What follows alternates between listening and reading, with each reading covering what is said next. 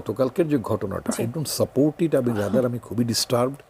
আমি ভীষণ মানে লজ্জিত, দুঃখিত। আমি যেটা বললাম যে জুলাই মানে অর্থাৎ 1 তারিখ থেকে একদম 1 তারিখ থেকে তো আমি সেলিব্রেশন মুডে থাকবো। আমি আমার পার্টি নেতা তারেক রহমান সাহেবকে আমি 1 তারিখের টেক্সট পাঠাইলাম যে শেখ হাসিনার এখন ডেজ আর নাম্বারড। যেদিন 1 তারিখে শিল্পকলা একাডেমি থেকে আওয়ামী লীগের 32 নম্বর ওদের একটা মিছিলের প্রোগ্রাম ছিল, তারা মিছিলের প্রোগ্রামটি পোস্টপন করলো, অর্থাৎ যেতে পারলো না। মানে রাজনৈতিক পরিস্থিতি এমন জায়গায় চলে যাচ্ছিল আর পারলো, সেখান থেকে কিন্তু কাউন্টডাউনটা শুরু হয়ে গেল। গতকালকের যে কথা, আমরা 1 তারিখ থেকে 1, 2, 3 তারিখে তো সেনা প্রধান যখন বলেন আমিন, অর্থাৎ final, Sheikh Hasina final closed.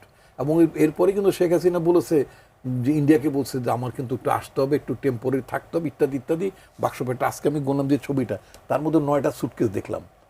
ওই যে ওঠার আগে 9টা সুটকেস, আরও তো মানে একটু বড় একটা মানে ঢাকা একটা কি দেখলাম, ওটার মধ্যে কতগুলো ছিল তার কোনো ঠিক নাই।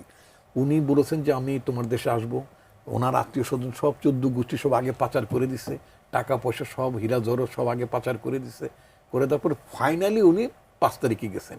আচ্ছা, এখন আমি যে কথাটি বলতে, আমরা তো এই 5 তারিখ পর্যন্ত সেলিব্রেট করব, হাতে হাত ধরে সেলিব্রেট করব নাকি? যে আমরা 4 তারিখেই কেন এরকম ভয়ঙ্কর পরিস্থিতি, সংঘর্ষ, হামলা? বেগম রোকেয়া বিশ্ববিদ্যালয়, সেখানে ছাত্র দলের ছেলেরা অ্যাসাল্টেড হয়েছে, তাদের উপর হামলা হয়েছে, তাদেরকে ধাওয়া দেওয়া হয়েছে। ওইটা একটা রিপারকেশন, রিটালিয়েশন হওয়া উচিত হয় নাই। কিন্তু 3 তারিখে যে ক্ষেত্রটা বেগম রোকেয়া বিশ্ববিদ্যালয়ে তৈরি হলো, ছাত্রদলের ছেলেদেরকে ধাওয়া করলো, পিটালো, ঝামেলাগুলো করলো, তখন এটা একটা রিটালিয়েশন অন্য অন্য জায়গায় ছড়িয়েছে, শিবিরের সাথে মেইনলি, তাই না?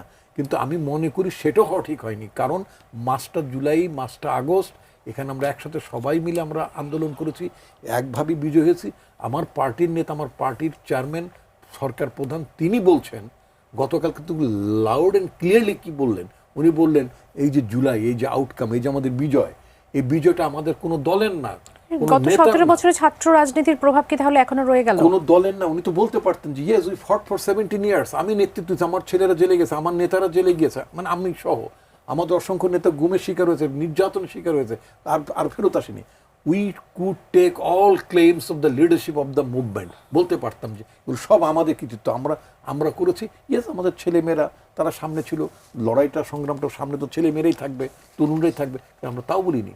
আমাদের নেতা ক্যাটেগরি বলছে নো, এটা কোনো দায়িত্ব এইভাবে, এটা মানে যে এই কুস্তিগির মতো, যে ওনাদের একজন নেতা ছিল মাহফুজ, বলছে যে জুলাইয়ের কুস্তিগির হওয়া যাবে না, মানে এই কুস্তি করার টাইম নেই। এটা আপনাকে বলতে, all credit should go to the people, it is the people. নারীরা, মেয়েরা আসছে, তাই না? 135 রিয়া গোপ সহ 135 শিশুর জীবন যায়নি, আমাদের মায়েরা রাস্তায় নামেনি, ভাইয়েরা রাস্তায় নামেনি, মুগ্ধ নামেনি, এরকম তো অসংখ্য মানুষ নেমেছে।